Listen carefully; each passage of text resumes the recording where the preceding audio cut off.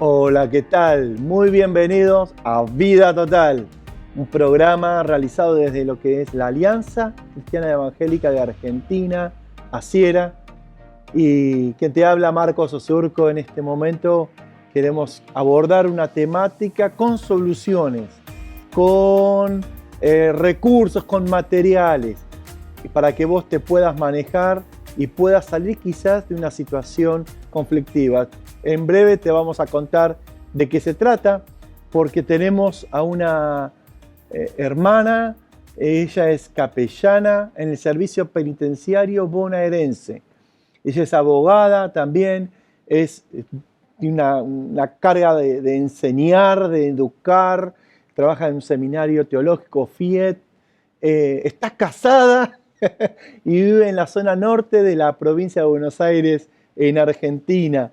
Norma Capovel, ahí. Norma Capovel, muchas gracias por estar hoy con Vida Total. Por favor, gracias a ustedes por la oportunidad.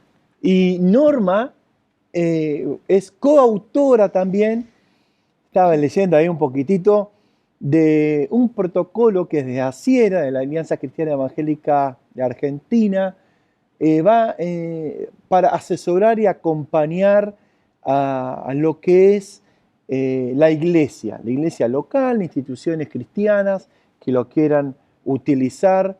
Específicamente, ¿de qué se trata este protocolo, Norma? Bueno, Marcos, el protocolo este que surgió desde una inquietud desde ACIERA es un protocolo de actuación frente a casos de abuso y de violencia, tanto intrafamiliar como dentro del marco de las instituciones eclesiásticas.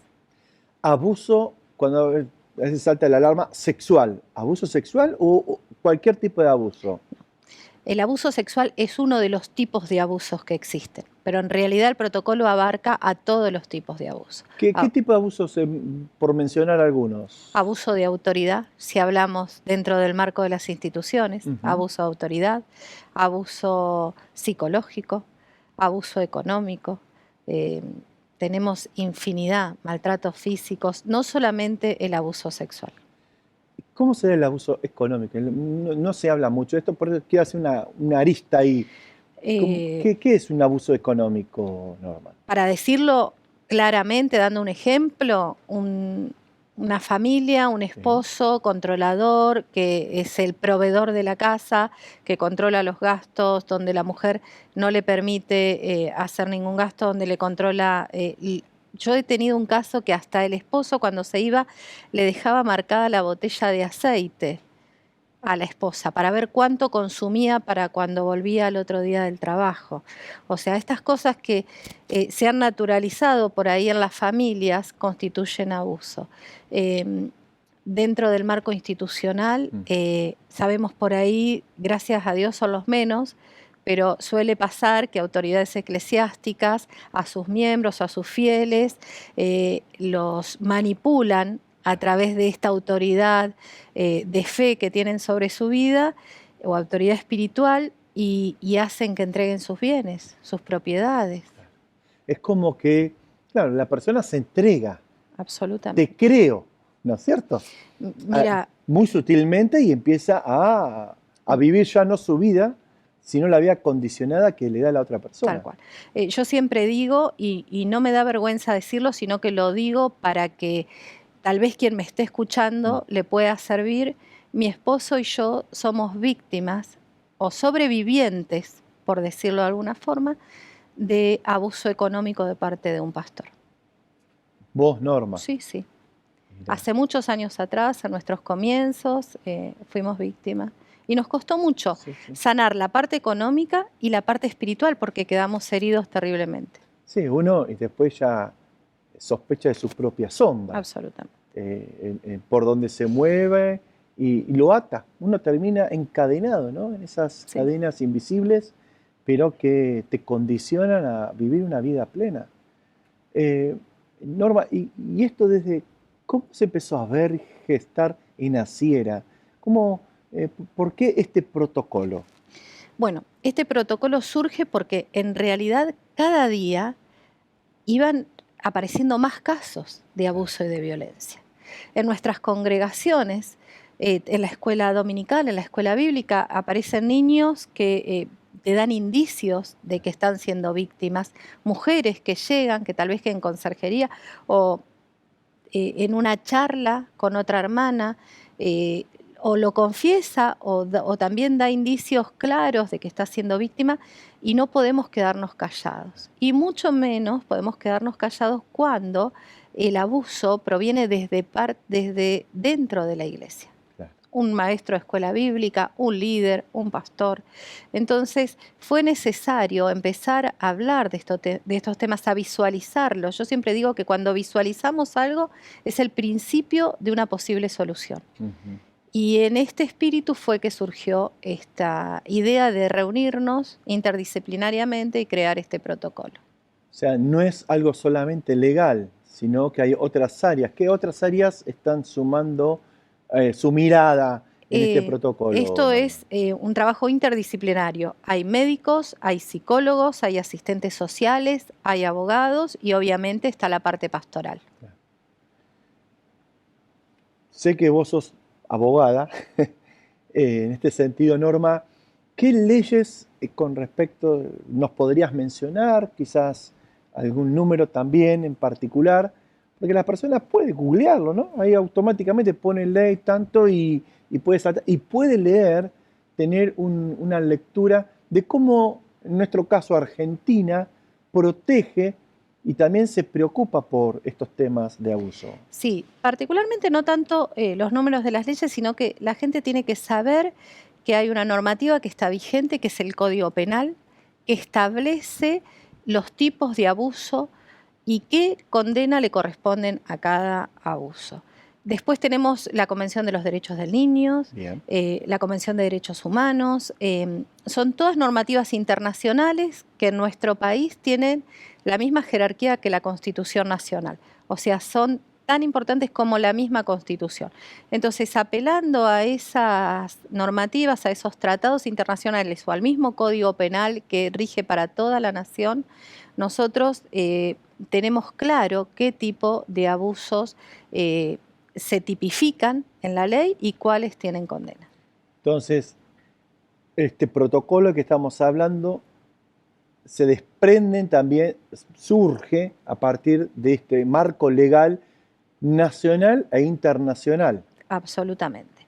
Internacional con carácter constitucional. Constitucional, para sí, nosotros tiene la constitución, misma sí. importancia que la Constitución Nacional. Bien. ¿Cómo está organizado el protocolo yendo al libro? Si alguien se sienta a bajarlo. Yo lo bajé, ahí lo busqué por Google, el protocolo naciera así contra el abuso y la violencia a la mujer. ¿Cómo lo organizaron? ¿Cómo está para entenderlo? Bueno, está dividido en varias partes. Claramente establece el abuso contra niños y la violencia contra niños contra la mujer. Ujú. ¿Qué es lo que debe hacer la pastoral ante casos de abuso? Marca los indicadores claramente, los profesionales han determinado cuáles son los indicadores en casos de abuso para que nosotros podamos no tener dudas Claro.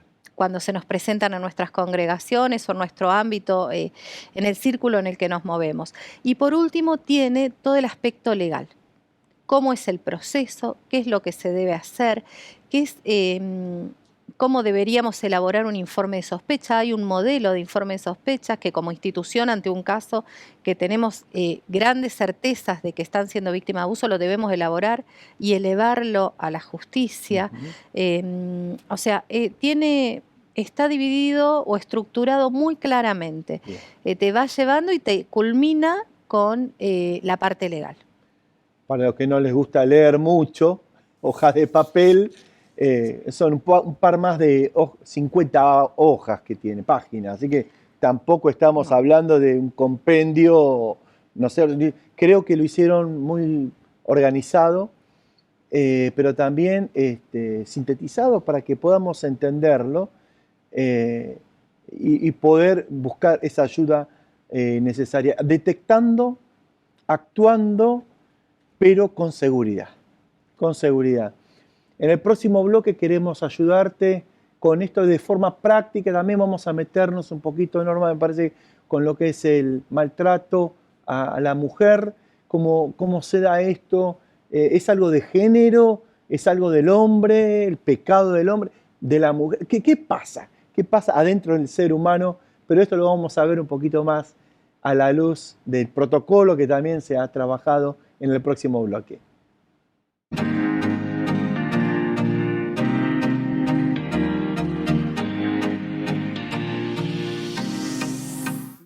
Qué importante es que podamos pensar en nuestros hijos, en nuestros herederos y observar de que tanto los niños como los adolescentes y luego los jóvenes serán de influencia en la vida de muchos.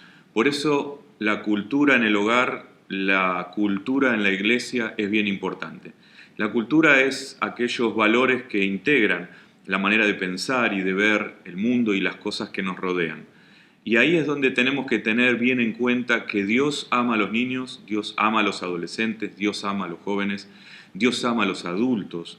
Y nosotros como iglesia tenemos que llevar el mensaje del Evangelio a toda criatura. Quiero compartirte un versículo. La palabra de Dios dice en el Salmo 148, y el pueblo de Israel tenía esto bien presente, en el versículo 11 hasta el 13, la Nueva Versión Internacional, de la siguiente manera: los reyes de la tierra y todas las naciones, los príncipes y los gobernantes de la tierra, los jóvenes y las jóvenes, los ancianos y los niños, alaben el nombre del Señor, porque solo su nombre es excelso, su esplendor está por encima de la tierra y de los cielos.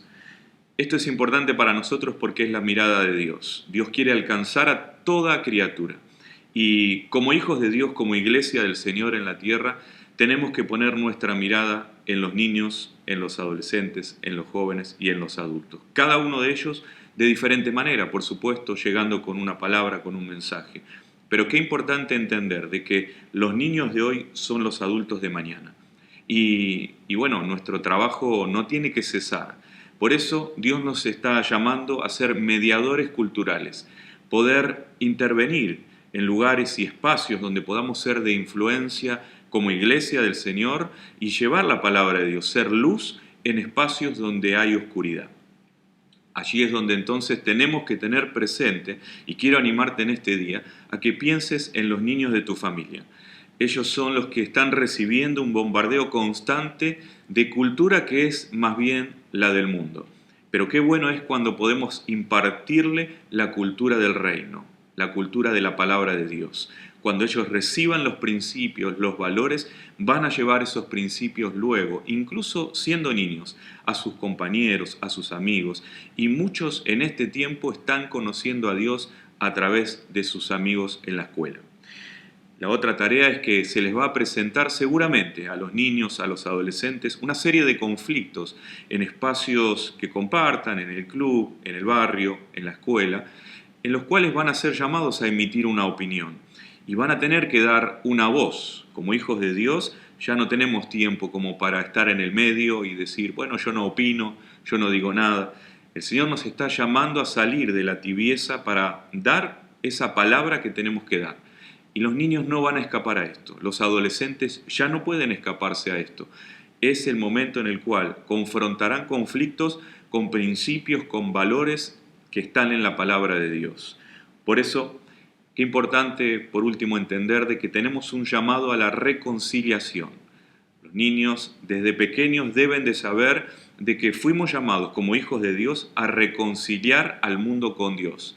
Y en ese trabajo tendrán conflictos, tendrán confrontaciones. Los adolescentes, hoy más que nunca, a través de las redes, opiniones, ideologías, pero qué bueno y qué importante que hoy estés dándole la prioridad a lo que Dios dice, a cómo Dios piensa. Así que enseñémosle a nuestros hijos, a nuestros nietos, a los niños, los adolescentes en la iglesia, lo importante de reconciliar a la gente con Dios. ¿Cómo hacerlo? A través del amor. Para terminar, quiero decirte que si hubo algo en la historia de la humanidad que separó o dividió, fue el pecado. El error separó al hombre de Dios, luego separó también la relación entre el hombre y la mujer. Vemos cómo se separa también la relación entre los hermanos, los hijos de Adán y Eva. para que después finalmente en Génesis capítulo 11 veamos cómo las naciones comienzan a separarse. Siempre que está el error, siempre que está el pecado, hay división. Hoy Dios nos está llamando a hacer luz, pero también a trabajar en la unidad.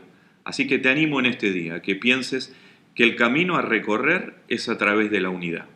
Somos iglesia, somos pueblo de Dios y tenemos que trabajar con los niños, con los adolescentes y también con los jóvenes, pensando en que lo que viene es unidad. Si en el pasado hubo división, eso terminó. Es tiempo para trabajar juntos en la cultura del reino de Dios. Te bendigo.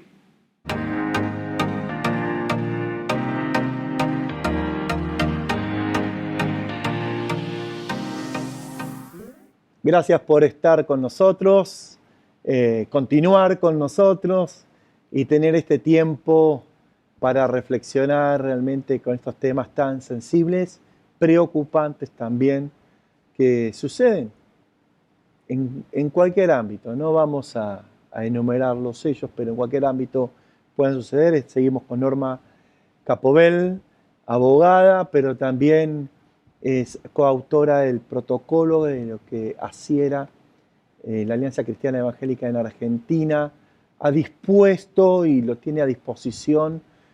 Por favor, si necesitas ayuda, asesoramiento sobre alguno de estos temas sobre abuso, cualquier tipo, nos decía Norma, no solamente abuso sexual, puede ser abuso de autoridad, abuso económico, abuso psicológico, de tantas formas. Asiera también está para acompañarte y hay un equipo profesional para asesorar. No va a ser la tarea que tiene que hacer quizás la justicia, que tenga que hacer vos mismo, pero sí te puedo acompañar y que no estés solo. Te sientas resguardado y cuidado también en estos temas que tan sensibles son. Norma, como habíamos hablado un poquito en el bloque anterior, hablamos un poco del marco, cómo se constituyó, cómo se formó este protocolo en las leyes de Argentina, en la Constitución, pero también en los tratados internacionales. Pero, ¿qué nos dice Dios al respecto? Porque de la ecuación no tenemos que sacar a Dios, al contrario, tenemos que estar más centrados en Dios, ¿no es cierto? ¿Qué nos dice Dios al respecto? Mira, claramente el Señor lo que nos pide es sentir empatía por los que sufren.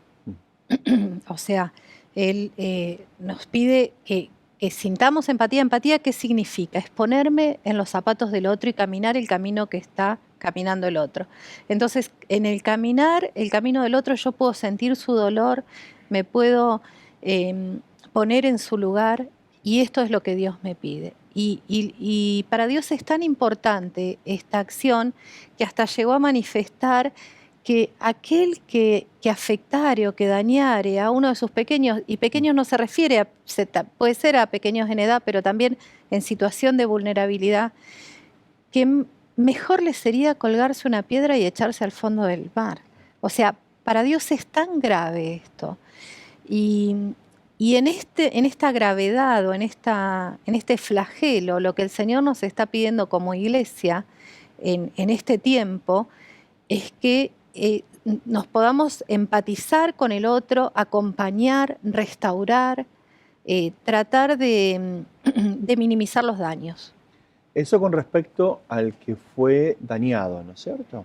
A la víctima. ¿Qué con respecto al victimario? ¿Hay alguna palabra? ¿Qué dice Dios con respecto al que realmente mencionaste? Yo no voy a ir al Río de la Plata, al mar argentino, a colgar a alguien. No estamos hablando de esa literalidad, ¿no? Pero, ¿qué hacer con la persona que realmente es agresor, que es abusivo? Bueno, en principio lo que tenemos que hacer como iglesia es separarlo del lado de la persona que está siendo víctima. Bien. Separarlo de si está ocupando un cargo, separarlo de algún cargo. Pero no debemos olvidarnos que también es un alma. Y es un alma por la cual el Señor también murió. Uh-huh. O sea, el costo de la salvación del victimario fue el mismo que el tuyo y que el mío. O sea, para el Señor tiene el mismo valor. Y entonces nosotros también debemos procurar la restauración del victimario. Pero eso no implica que no tenga que pagar las consecuencias de su pecado o de su ilícito. O sea, él debe presentarse ante la justicia, debe pagar ante la sociedad la condena que se le imponga por el delito que cometió, porque esto es un delito más allá de un pecado. Y por otro lado está la restauración espiritual, en la cual no nos tenemos que olvidar. Vos comenzaste cuando me presentaste diciendo que yo era capellán del servicio penitenciario. Sí. Entonces yo siento una carga muy especial por los que están privados de su libertad. El Señor Jesús dice, por cuanto estuve preso y me viniste a ver. Y los discípulos dijeron, ¿cuándo estuviste preso? Por cuanto lo hiciste a uno de estos mis pequeños. Entonces si el Señor me manda a predicar adentro de las cárceles, a llevar luz, a llevar la palabra, ¿cuánto más si alguien de la iglesia, algún hermano cayó en pecado, trabajar en la restauración de esa vida?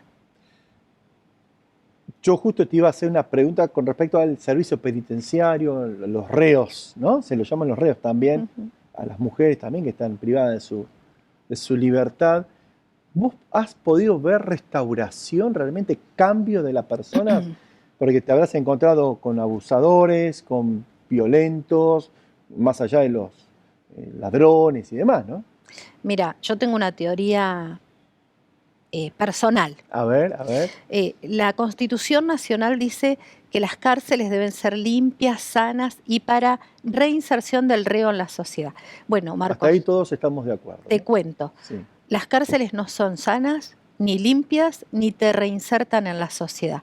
Eso es una utopía, eso no pasa. Vos entrás a la cárcel y salís graduado de un nivel superior de delincuencia. Pero que sí hay una esperanza. La única esperanza de cambio de vida de esa persona está en Jesucristo. Claro. Una verdadera conversión. Cuando existe una verdadera conversión, esa persona, aún estando detenido, es libre. Y he visto detenidos internos, como le llamamos nosotros, o reos, más libres que los guardiacárceles, porque están libres de sus cárceles espirituales. Tenemos una imagen clarísima de esto, lo que vos decís, bíblicamente hablando. El momento que Jesús estaba crucificado, no estaba crucificado solo, a cadena de muerte, ¿no? Porque la cruz era condena de muerte, directamente. De un lado había un reo, del otro lado había otro reo. Un reo lo ataca, le dice, pero vos que tanto predicaste, dijiste de Dios, hace algo y salgamos y nos vamos, y no quiero morir. Pero el que estaba del otro lado le habla, le dice, vos sabés que justamente estamos acá, pero que ningún mal hizo. Ese reconocer, ese reconectarse realmente con la fuente de vida que es Jesús, me parece que trae esperanza, ¿no? Absolutamente. Y ya te digo, es la única esperanza que tiene aquel que está privado de su libertad. Yo creo que lo peor que puede perder aquel que cometió un delito es la libertad. Imagínate vos que no puedas moverte, que no puedas disponer de tu tiempo, de nada. Perder la libertad es lo peor que podés perder más allá de la vida, ¿no? Pero la única esperanza que tiene es tener un verdadero encuentro con el Señor Jesucristo. Por eso la importancia de que muchos más hermanos se unan al ministerio carcelario. Perdón, tengo la camiseta puesta. No, por favor, por favor. Y yo diría que nos unamos a la camiseta de los restauradores. Amén. ¿Qué te parece? Amén. Y es que este protocolo sea, de alguna manera, ese libreto que nos dé un poquito de claridad de qué hacer, cuándo no hacer, cómo saber pedir ayuda en Asiera, a un abogado amigo, a un asistente social, a algún psicólogo. Danos herramientas, porque a veces dentro de la congregación tenemos todos esos profesionales, pero los tenemos simplemente por ahí tocando la alabanza, dando de comer en una hora feliz, pero no los tenemos con su profesionalidad en la iglesia haciendo luz a las naciones, ¿por qué no? Y yo creo que ese es el ejemplo que hizo Asiera. Llamemos a quienes realmente saben, armemos algo y dispongámoslo. Ese es el protocolo, ¿no? Absolutamente es eso, lo has definido muy claramente. Antes se decía que ni los abogados ni los psicólogos íbamos a ir al cielo. ¿Viste? Se decía eso. Y hoy yo creo que todo pastor necesita tener un abogado y un psicólogo Claro. a su lado. Pero bueno, es como vos decís, a veces los profesionales dentro de la iglesia no ejercen su profesión. Bueno, Asiera tiene este equipo interdisciplinario para acompañar, para asesorar. Estamos a disposición, nos pueden convocar, el protocolo está a disposición de todos. Es una herramienta para trabajarla. Bien, no olvidemos de que el Señor quiere que vivamos en paz, en una Amén. paz no como el mundo la da, sino como solo yo puedo darles, dice el Señor. Y la paz no significa esconder las cosas, sino que saberlas enfrentar y buscar la solución de eso.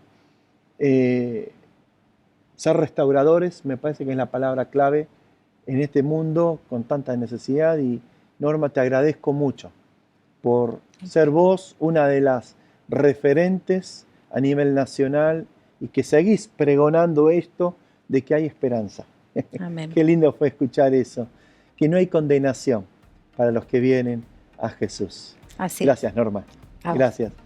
Y vos que nos estuviste escuchando allí, toma la iniciativa, animate, no sientas vergüenza. Si te está pasando algo o si vos estás haciendo algo que no corresponde, vos te das cuenta. Tenemos que te acerco que te queremos ayudar. ¿Sí? No te queremos condenar, al contrario, queremos acompañar para que tengas una vida abundante. ¿Por qué? Porque tu es vida total, la que Jesús nos ofrece. Que Dios te bendiga. Nos vemos. Chao.